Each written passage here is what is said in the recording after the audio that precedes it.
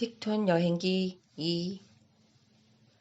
반짝이는 바다는 하늘로 날아.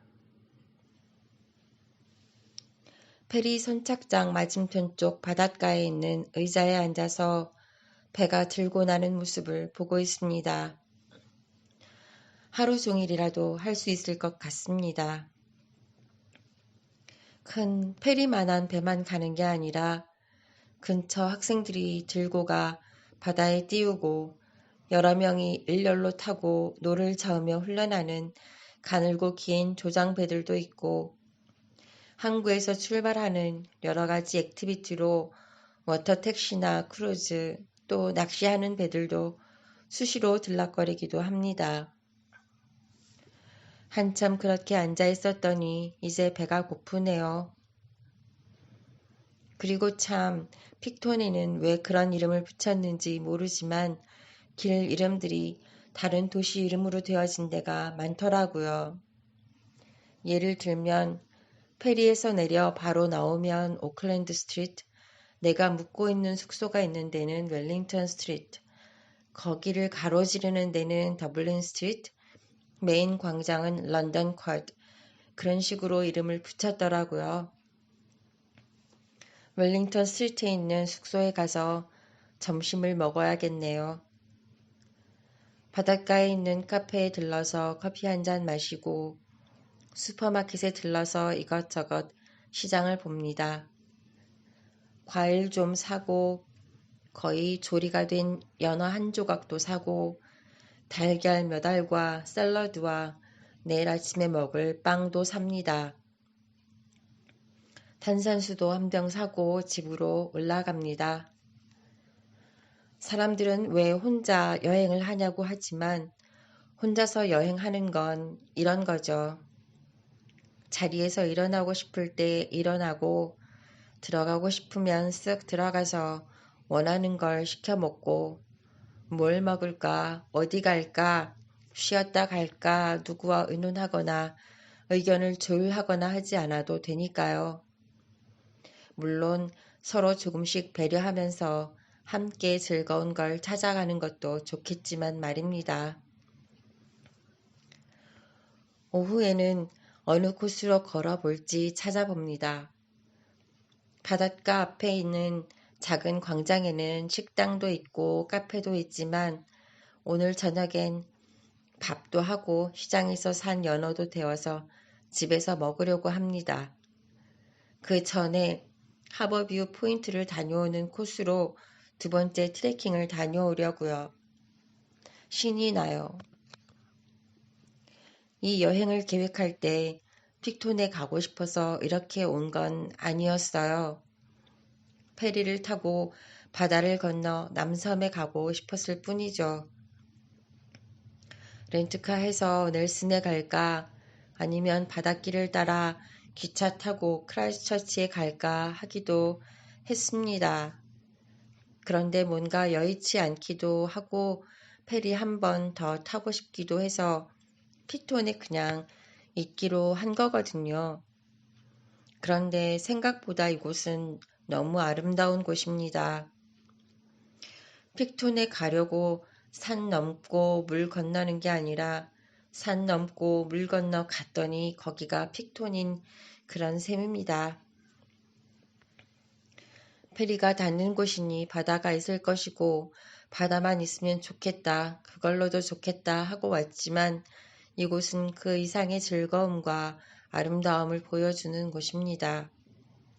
예상하지 못한 곳에서 뜻밖의 감동과 기쁨을 만나는 건 더 고맙고 더 놀랍습니다.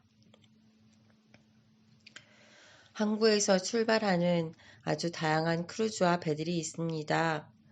픽톤에서 시작되는 바다 안쪽 해안선을 퀸 샬롯 사운드라고 하는데요. 거기를 구경시켜주는 워터택시나 또 얼만큼 가서 낚시를 하기도 하고 또 어떤 섬에 들러 산책도 하고 쉬다 다시 돌아오는 그런 투어 코스도 있더라고요. 다음에 꼭 와서 해보고 싶습니다. 옛날부터 배가 내리고 물류가 활발한 동네는 굉장히 부유해지고 또 비대해지는 그런 경향들을 보이잖아요. 그런데 픽토는 그렇지 않은 것 같아요. 여전히 작고 여전히 소박합니다. 너무 움켜쥐고 있지 않은 것 같아 좋습니다. 다른 도시 이름을 길 이름으로 지은 것처럼 이 길 따라서 어디로든 갈 수 있습니다. 이곳에서 출발하는 기차 타고 크라이스트처치까지 갈 수도 있고 도시와 도시를 연결하는 인터버스를 이용해서 근처 블레넘이나 넬슨에 갈 수도 있고요. 아니면 차를 가지고 페리를 타고 북섬에 또는 남섬 아래쪽으로 더 멀리 갈 수 있기도 합니다. 픽토는 그렇게 많은 사람들이 타고 내리는 페리와 기차역이 있는 곳이지만 또 그만큼 다른 곳으로 많이 보내기도 하는 그래서 조촐하고 단순한 그런 곳입니다.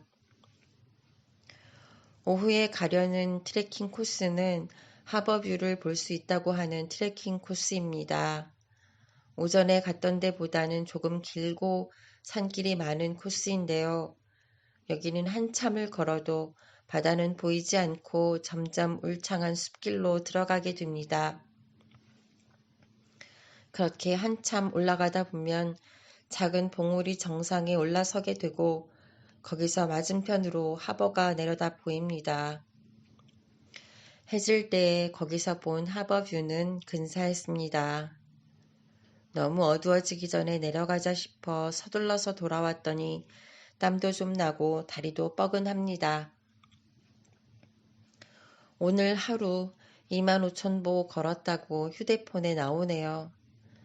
이제 집에 들어가서 저녁을 먹어야겠습니다.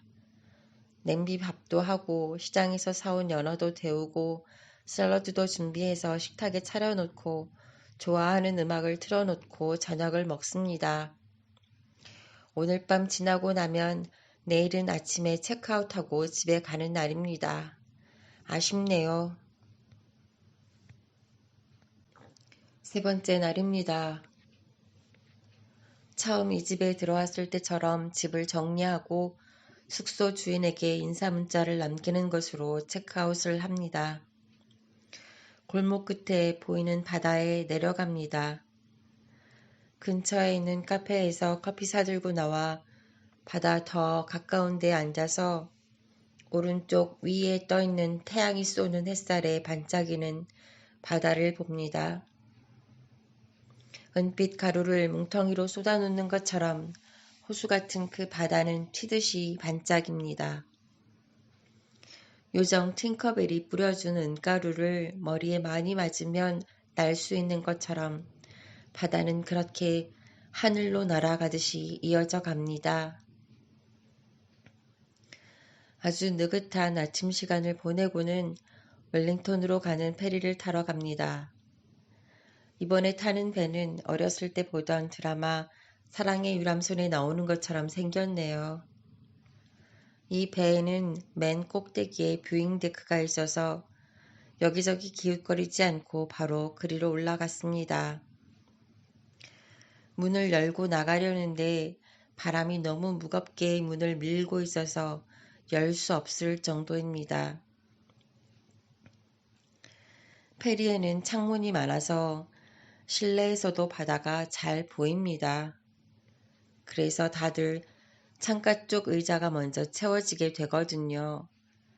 그런데 정작 여기에 올라와 보니 창문을 통해서 보는 바다와는 차원이 다른 바다가 보입니다. 그리고 바람이요. 바람 맞는 걸 진짜 좋아하는데 이런 흡족하게 거센 바람 언제 맞아봤나 싶은 그런 바람입니다. 의자도 있지만 난간에 기대어 온몸으로 바람을 맞으며 바다를 봅니다. 병풍처럼 둘린 말보로 사운드 숲도 보입니다. 픽톤으로 들어갈 땐 깜깜해서 전혀 볼 수가 없었는데 얼마나 깊고 긴지 운행 시간의 절반 정도는 그 말보로 사운드를 빠져나오는 데 쓰입니다. 말보로 사운드 끝이 보이고 그 너머에 아무것도 없는 그야말로 광대한 바다가 탁 보일 때 기가 막힙니다. 말보로 사운드를 빠져나오는 길도 너무 멋지고 신기합니다. 그런데 마지막 포인트를 빠져나와 사방으로 아무것도 보이지 않는 바다로 나올 때 속이 시원하게 뻥 뚫리는 것처럼 좋습니다. 그렇게 한참 뷰잉데크에 있으면서 원 없이 바다를 보고 충분히 바람 맞고서야 실내로 들어옵니다. 그리고는 이번 여행을 마무리합니다. 집으로 오면서 벌써 그립습니다.